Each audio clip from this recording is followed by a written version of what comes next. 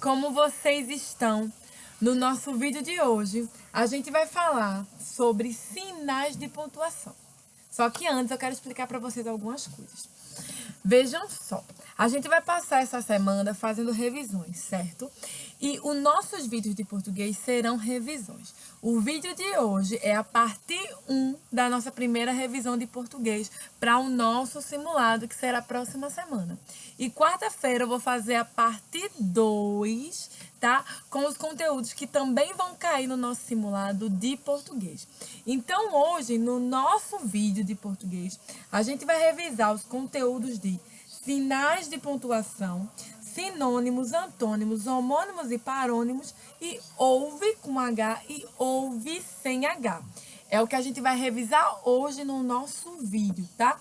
E vou deixar para vocês aqui na plataforma uma atividade em folha para quem tiver disponibilidade de imprimir em casa, imprimir, mas que ela já se encontra na escola, para que vocês vão lá buscar e respondam, que é uma atividade de português de revisão com esse conteúdo que a gente está trabalhando, tá? Então, essa semana a gente vai revisar tudo que a gente já viu ao longo de todo esse período que a gente está tendo aula à distância para o nosso simulado da próxima semana de português. Tá joia? Então, agora vamos começar. Eu gostaria de pedir que vocês pegassem, tá? Para me acompanhar nessa revisão do conteúdo que a gente já viu, que a gente já estudou, que vocês pegassem o livro de português e abrissem na página 44, onde o primeiro conteúdo que a gente vai revisar são os sinais de pontuação, que a gente já trabalhou, lembram disso? Que a gente já viu?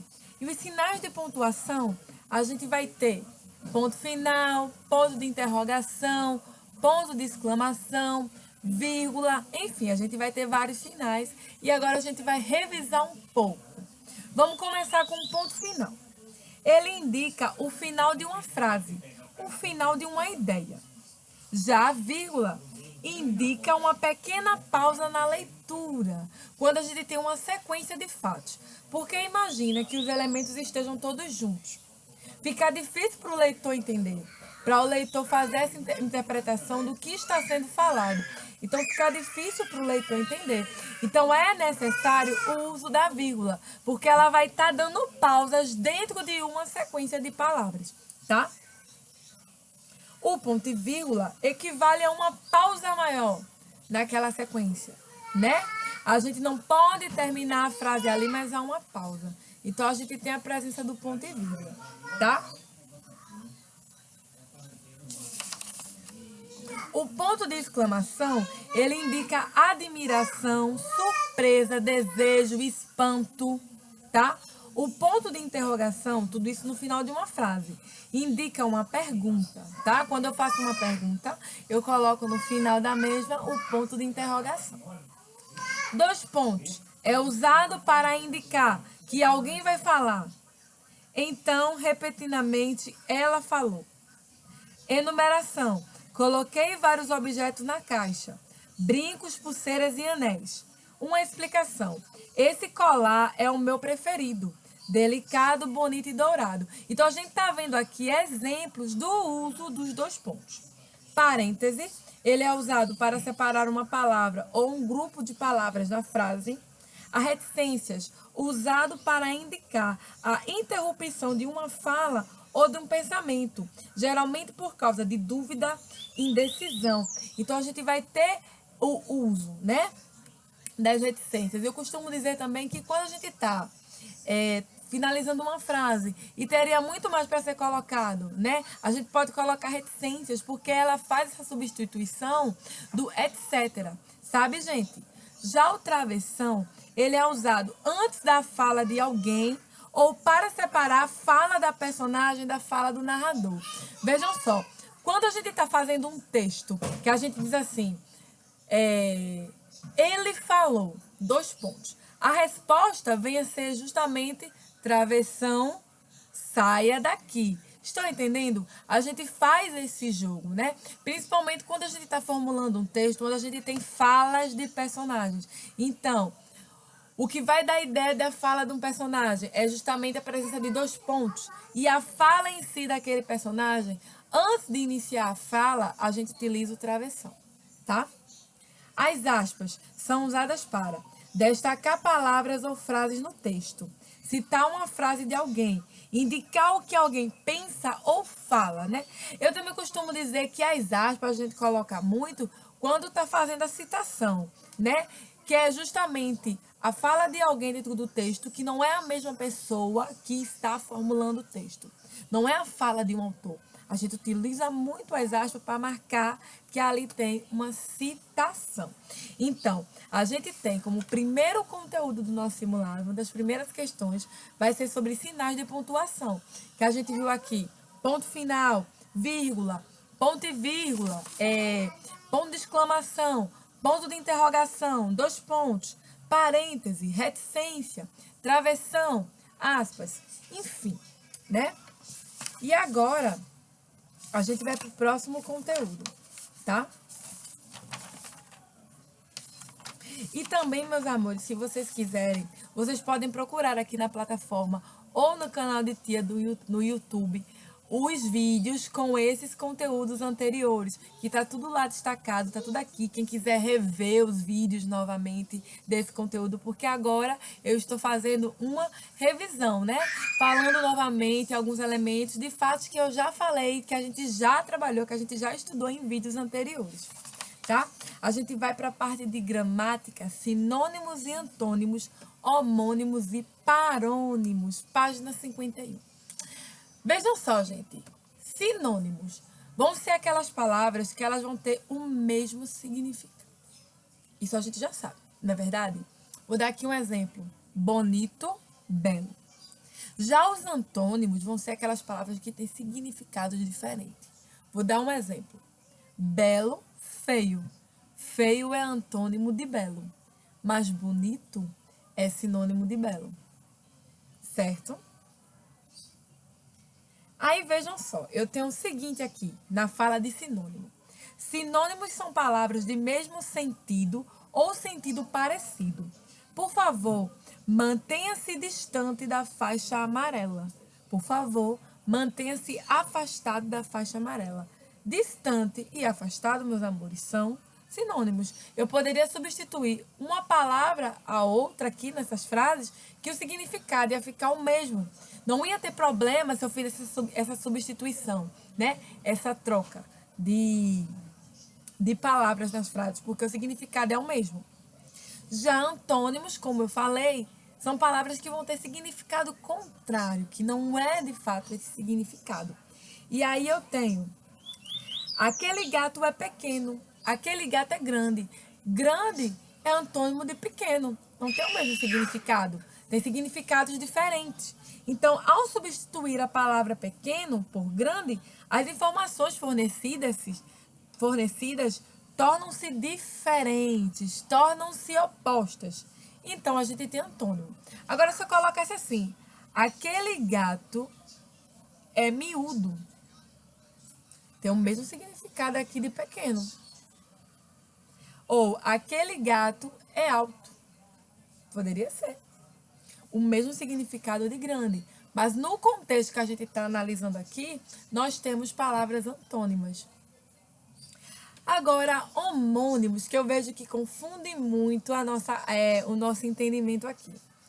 Homônimos, meus amores, são palavras com a mesma pronúncia ou escrita, mas significados diferentes. Como assim?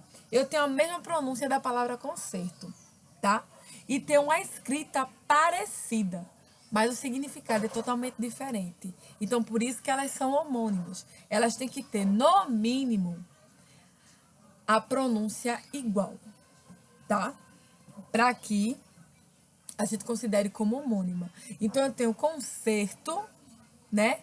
De música, e concerto escrito com S de consertar algo. Então, aí eu já tenho uma palavra homônima, né? Aí eu tenho assim: são palavras com a mesma pronúncia ou escrita, mas com significados diferentes. Exemplo: ontem fomos assistir ao concerto da Orquestra Municipal. O concerto do portão custou uma fortuna. Estão percebendo isso? Concerto com C está se referindo muito a concerto de música, de orquestra, enquanto que concerto escrito com S está se referindo a consertar algo. Então, daí essa questão de serem palavras homônimas. Apesar da grafia semelhante e da pronúncia idêntica, as palavras conserto, apresentação e conserto, reparo, ajuste, têm sentidos diferentes, tá? Agora, as palavras parônimas são palavras de escrita e pronúncia parecida. Olha a diferença. Homônimas, a pronúncia é igual. Palavras parônimas, a pronúncia é diferente. A forma como se fala é diferente. Então, vejam. A despensa da creche estava cheia de mantimentos. A dispensa de Manuel deu-se por motivos de força maior. Olha a diferença aqui. Significados diferentes. Grafia parecida, mas é diferente. E pronúncia diferente. São parônimas, tá? Então aí, gente, veja só. Tem aqui algumas palavras.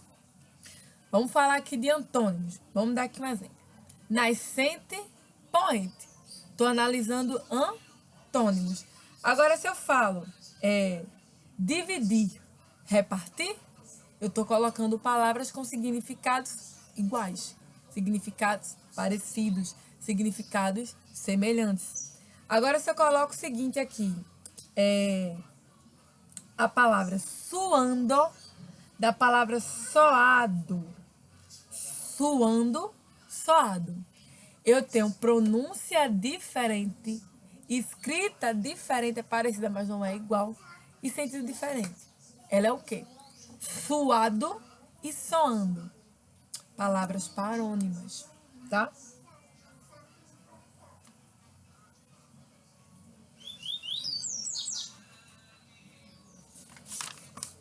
E aí, meus amores, eu queria pedir a vocês para que fossem agora para a página de ouve com H e ouve sem H. Tá, meus amores? Página 54, tá? Que vai ser o último conteúdo de hoje do nosso vídeo de revisão, tá? Ouve e ouve. Ouve com H. Um tempo em que minha mãe dizia: se você não ouve nem a mim, quanto mais a sua consciência. Olha só, gente, que legal. Ouve com H se refere a período, a tempo, a acontecimento, enquanto que ouve sem H, a gente se refere a escutar, a gente se refere a ouvir. Aí vejam só, há confusão entre as palavras ouve com H e ouve sem H, pelo fato de ambas terem a mesma pronúncia e escrita semelhantes. Entenda a diferença. Ouve com H vem do verbo haver, conjugado no pretérito perfeito do modo indicativo. Em caso de dúvida, o ideal é que se substitua pelo verbo existir ou acontecer. Então, aí fica mais fácil para que você consiga identificar naquela frase se a gente vai escrever ouve com H ou ouve sem H. Se você tiver dificuldade, né, em identificar. Houve um tempo em que era tranquilo por aqui. Se eu trocar houve por existir, veja como fica aqui nessa frase. Existia um tempo em que era tranquilo por aqui. Vejam só. Agora eu também posso colocar assim. Acontecia um tempo em que era tranquilo por aqui. Olha como se encaixou. Então, eu sei que aí eu devo colocar houve. Agora, existiu... já falei essa parte. Aí, na próxima, houve sem H. Flexão do verbo ouvir. Substituímos, portanto, pelo verbo escutar. Quando ouve os seus pais e considera o que eles falam, você demonstra respeito. Quando escuta seus pais e considera o que eles falam, você demonstra respeito. Então, veja como a gente já conseguiu formular direitinho essa frase, como se deu direitinho. Então, a gente vê que palavras que vão ter, frases que vão ter a presença de ouve com H, estou me referindo a um tempo, a um período. E palavras com ouve sem H, me refiro a escutar, ouve. Tá, meus amores? Então, veja. A nossa parte 1 do vídeo de português está ficando, tá chegando ao fim, né? Já está ficando por aqui. E vejam só, como eu falei, Vou deixar aqui na plataforma algumas atividades para você em folhas, para que vocês façam, que é de revisão desse conteúdo. E quarta-feira eu vou botar a parte 2 do nosso vídeo de português com a continuidade do conteúdo que eu vou trabalhar no nosso simulado de português. Quarta-feira, tá bom, meus amores?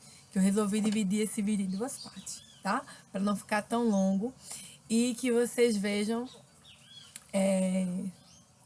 essa revisão com mais foco, de formas separadas em alguns conteúdos, tá? Eu espero que vocês tenham gostado. É isso, tá, meus amores? Um beijo enorme para vocês, um cheiro e até amanhã.